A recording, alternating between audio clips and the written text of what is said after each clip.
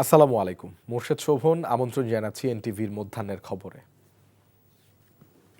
ঢাকা সহ সারা দেশে জ্বালানি তেলের কৃত্রিম সংকটে বিপাকে যানবাহন চালক ও মালিকরা। ঘন্টার পর ঘন্টা দাঁড়িয়ে থেকেও তেল না পাওয়ার অভিযোগ ক্রেতাদের। সিন্ডিকেটকে দায়ী করছেন ক্রেতারা। রাজবাড়ীতে রোদ উপেক্ষা করে ঘন্টার পর ঘন্টা লাইনে দাঁড়িয়ে থেকেও চাহিদা মতো তেল না পেয়ে ক্ষোভ প্রকাশ করেছেন ক্রেতারা। এতে ভোগান্তিতে পড়েছেন মোটরসাইকেল সহ বিভিন্ন যানবাহনের চালকরা। এদিকে নেত্রকোনা জেলা সদর সহ সকল উপজেলাতেই জ্বালানি সংকট ক্রমেই তীব্র থেকে তীব্রতর হচ্ছে। প্রভাব পড়েছে জনজীবন ও পরিবহন খাতে। ফিলিং স্টেশনে ঘন্টার পর ঘন্টা অপেক্ষার পরও মিলছে না তেল। পাশাপাশি শহরের বেশ কয়েকটি ফিলিং স্টেশনে জ্বালানি সরবরাহ না থাকায় তা বন্ধ রাখতে হয়েছে বলে জানায় কর্তৃপক্ষ। নারায়ণগঞ্জে পেট্রোল পাম্পগুলোতে জ্বালানি তেলের তীব্র সংকট দেখা দিয়েছে। শহরের গুরুত্বপূর্ণ সড়ক ও মহাসড়ক সংলগ্ন পাম্পগুলোতে সকাল থেকেই মোটরসাইকেল, প্রাইভেট কার সহ বিভিন্ন যানবাহনের চালকরা তেলের জন্য এক পাম্প থেকে আরেক পাম্পে ছুটোছুটি করছেন। অনেক পাম্পে তেল নেই সাইনবোর্ড ঝুলিয়ে বিক্রি বন্ধ রাখা হয়েছে। সিন্ডিকেটকে দুষছেন ক্রেতারা। জ্বালানি তেল বিতরণের খবর জানাতে রাজধানীর তেজগাঁও এলাকা থেকে যোগ দিচ্ছেন special correspondent Tamjid Suman. Tamjid, petrol পাম্পগুলোতে তেল সরবরাহ স্বাভাবিক দেখছেন কিনা, কোনো জায়গায় কোনো বিশৃঙ্খলা চোখে পড়েছে কিনা?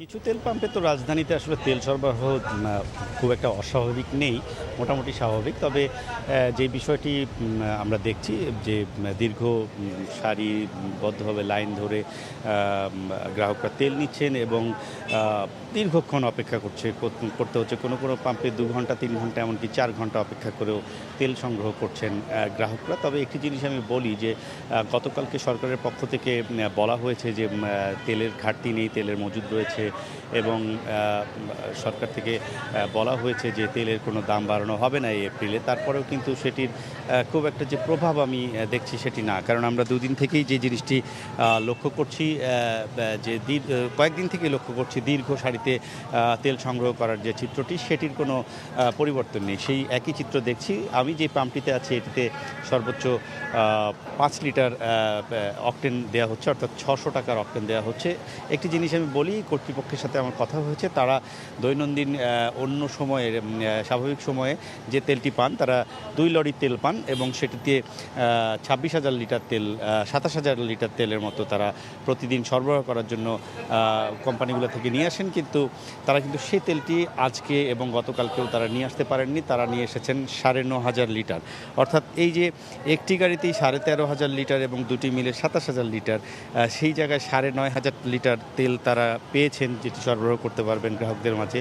এতেই বোঝা যাচ্ছে তেলের যে সরবরাহের যে একটি ঘাটতি রয়েছে সেটি তো পরিষ্কার। তবে অন্যান্য অনেক পাম্পই আছে যেখানে কিন্তু তেল সরবরাহ করতে পারছে না পাম্পগুলো এবং তারা ঝুলিয়ে রেখেছেন যে তেল সরবরাহ বন্ধ রয়েছে তেল সংকটের কারণে। অন্যান্য অনেক পাম্পে তেল দেওয়া হচ্ছে, তবে রেশনিংয়ের মাধ্যমে দেওয়া হচ্ছে। গ্রাহকরা বারবারই বলছেন যে তেলের যদি সংকট না থাকে তাহলে চিত্রটি এমন কেন। আবার অপরপক্ষে অনেক গ্রাহক যারা সচেতন আছেন তারা বলছেন যে এই চিত্রটি হওয়ার কারণ হচ্ছে আশঙ্কা থেকে বেশি তেল মজুত করার যে প্রবণতা, অর্থাৎ বারবার তেল রিফিল করে বাসায় কিংবা যে কোনো স্থানে তারা তেল রাখছেন যেন বিপদগ্রস্ত সময়ে তারা সেটি ব্যবহার করতে পারেন। এই জন্য তেলের একটি সংকট হয়েছে, সেটি যেমন পাম্প কর্তৃপক্ষ বলছেন, সরকারের পক্ষ থেকে বলা হচ্ছে, এটি অনেক গ্রাহকও স্বীকার করছেন। তো সব মিলিয়ে আসলে গ্রাহকদের ভোগান্তি রয়েছে, দীর্ঘ সারিতে দিয়ে লাইন দিয়ে তেল নিতে হচ্ছে। সরকারের যে সিদ্ধান্তটি গতকাল এসেছে তেলের দাম বাড়ানো হবে না এপ্রিল মাসে এবং তেলের মজুদ আছে, এটির কিন্তু তেমন কোনো প্রভাব আমরা দেখতে পাচ্ছি না। শোভন। দর্শক, আমরা জানছিলাম পেট্রোল পাম্পে তেল সংকটের খবর। এবারে অন্য প্রসঙ্গ। হাসপাতালগুলোতে আশঙ্কাজনক হারে বাড়ছে হামে আক্রান্ত শিশুর সংখ্যা, যাদের বয়স 1 থেকে 1.5 বছরের মধ্যে। গত কয়েকদিনে 38 শিশুর মৃত্যু হয়েছে। প্রতিদিনই হাসপাতালে বাড়ছে আক্রান্তের সংখ্যা। এতে উদ্বেগ উৎকণ্ঠা বাড়ছে অভিভাবকদের মাঝে। রাজধানীর শিশু হাসপাতালে আছেন সহকর্মী নাহিদ প্রিন্স, যুক্ত হচ্ছি তার সাথে। নাহিদ, রাজধানীতে হামের সংক্রমণ নিয়ে চিকিৎসকরা কি বলছেন এবং আপনি যেখানে আছেন হাসপাতালে আসলে কোনো চিকিৎসার গাফেলতি আসলে দেখেছেন কিনা?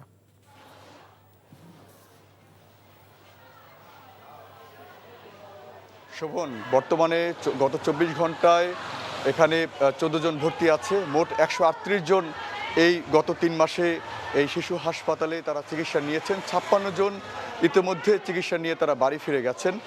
যারা এখানে আছেন রোগীরা তারা বলছেন যে শুরুতে আসলে তেমন বোঝা কোনো বিষয় ছিল না, কারণ এই হালকা জ্বর, ছেড়ে ছেড়ে জ্বর, তারপরে সেই কাশি সঙ্গে তারপরে যখন এই হাসপাতালগুলোতে নিয়ে আসা হয় তারপরে ডাক্তাররা নির্ধারণ করেছে এটি হাম।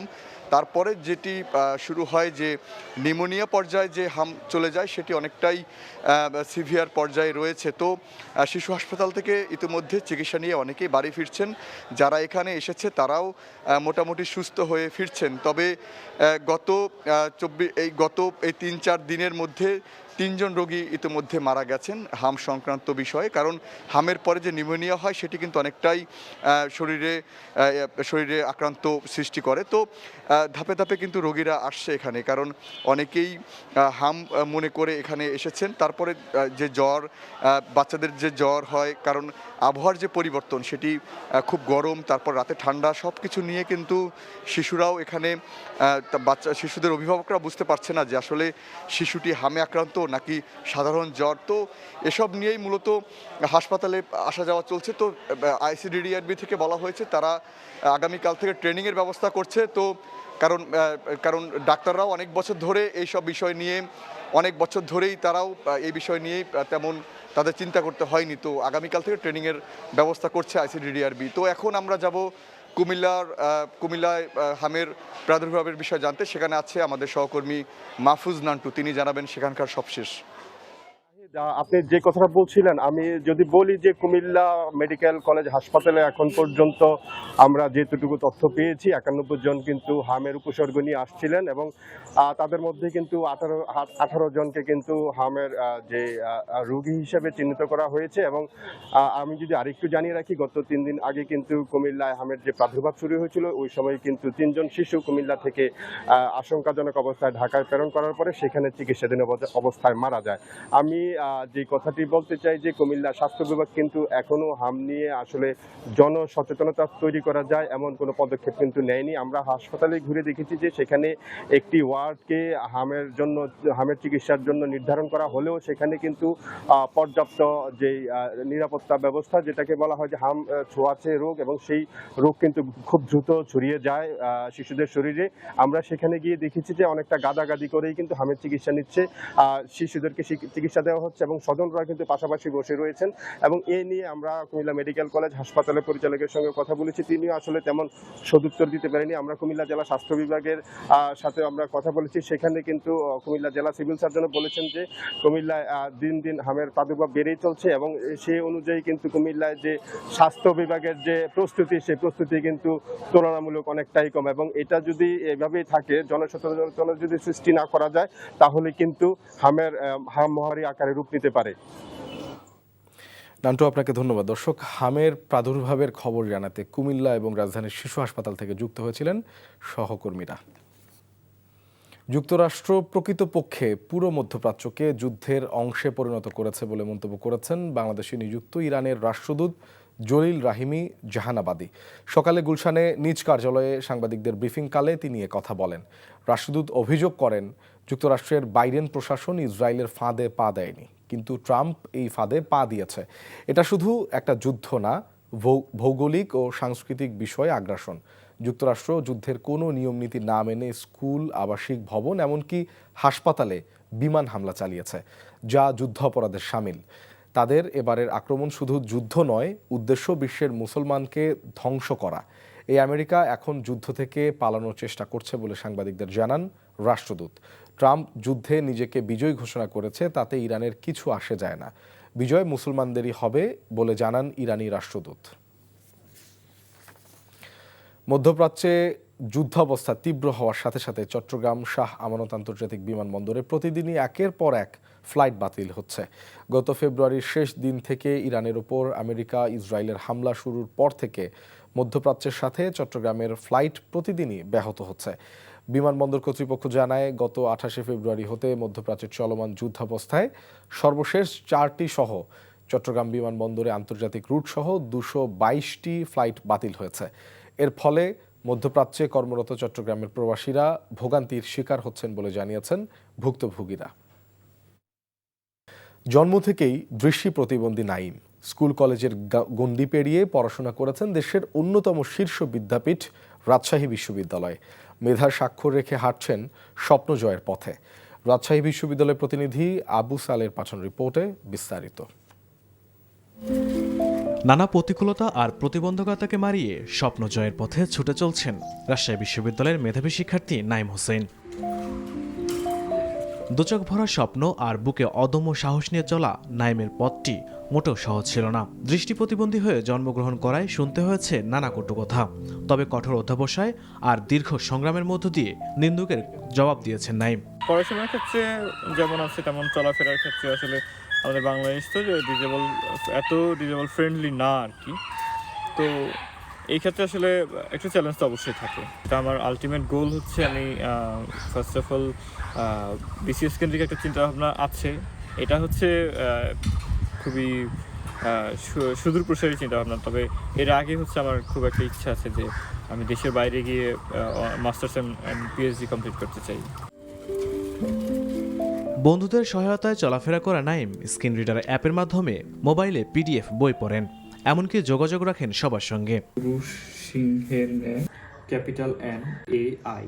একবার কোনো জায়গা দেখিয়ে দিলে দ্বিতীয়বার আর দেখাতে হয় না এই অদম্য মেধাবীকে। খাওয়া দাওয়া থেকে শুরু করে নিজের সব কাজ নিজেই করেন। নাইম লক্ষ্মীপুর সদরের পশ্চিম লক্ষ্মীপুর গ্রামের কবির হোসেনের ছেলে। 2 ভাই ও 1 বোনের মধ্যে সবার ছোট। নিজের এলাকায় মাধ্যমিক ও উচ্চ মাধ্যমিকের পাঠ চুকিয়ে উচ্চশিক্ষার সুযোগ নিতে আসেন মতিহারের সবুজ চত্বরে।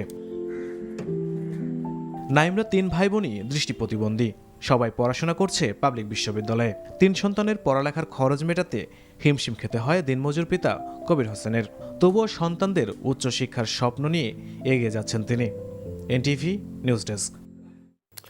পাহাড়ে ধাক্কা খেয়ে বিধ্বস্ত হয়েছে AN-26 মডেলের একটি রুশ সামরিক বিমান। এতে বিমানটির 6 ক্রু সহ 29 জন আরোহীর সবাই প্রাণ হারিয়েছেন। তাস নিউজ জানায় মঙ্গলবার রাত 3টার দিকে রাশিয়ার ক্রিমিয়ায় ওই দুর্ঘটনা ঘটে। বিমানটি 29 আরোহী নিয়ে রুটিন মহড়ায় বেরিয়েছিল। ওরা কিছুক্ষণের পরই বিমানটির সঙ্গে যোগাযোগ বিচ্ছিন্ন হয়ে যায়। তারপরই জানা যায় বিমানটি ক্রিমিয়ার কাছে পাহাড়ে ধাক্কা খেয়ে ভেঙে পড়েছে। খবর পেয়েই উদ্ধারকারী দল ঘটনাস্থলে পৌঁছে উদ্ধার কাজ চালায়। রাশিয়ার দাবি যান্ত্রিক গোলযোগের কারণেই দুর্ঘটনা। তবে ব্ল্যাক বক্স উদ্ধার না হওয়া পর্যন্ত দুর্ঘটনার কারণ সম্পর্কে কোনো কিছু বলতে পারছে না সেনাবাহিনী। এই ছিল মধ্যাহ্নের খবর। এই খবরের ভিডিও সহ আপডেট জানতে ভিজিট করুন এনটিভি অনলাইন www.ntvbd.com। এছাড়াও এনটিভির জনপ্রিয় সব অনুষ্ঠান ও খবরের আপডেট জানতে ভিজিট করুন আমাদের ইউটিউব ও ভেরিফাইড ফেসবুক পেজ। 2টায় দুপুরের খবর দেখার আমন্ত্রণ রইল। ধন্যবাদ সবাইকে।